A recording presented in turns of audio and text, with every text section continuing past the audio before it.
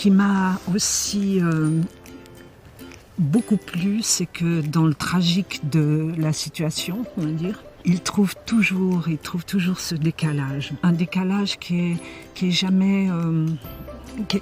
qui a toujours sa poésie. Et je trouve ça assez formidable. Cinébox.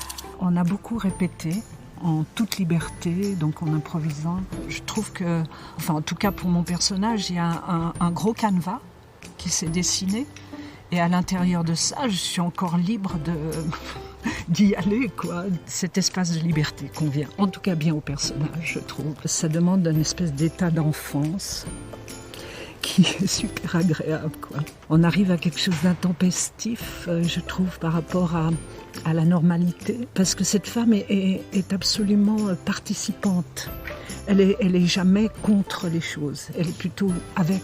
Elle était directrice d'un centre d'art. Cette façon pour elle d'exister, c'était de défendre l'artiste absolument. Il y a une espèce d'enthousiasme par rapport à la création, aux artistes, à la beauté, et je sens que c'est le nerf du personnage, c'est-à-dire que toute la réalité, elle la verra comme une exposition. On a tourné quelque chose à la foire du Midi, là, et pour elle, c'est une foire d'art contemporain. Et cet enthousiasme, je trouve, est formidable, quoi.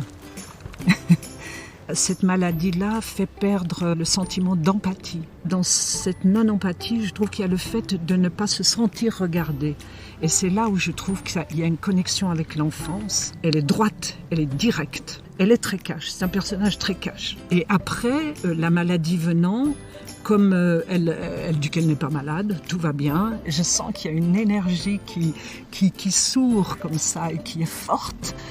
Et comme de plus en plus, il y a une prison qui se referme, et plus la prison se referme, plus il y a une lutte du corps, une énergie, mais c'est encore une énergie extrêmement positive. C'est un pied à jouer, on aimerait être comme ça dans la vie, quoi.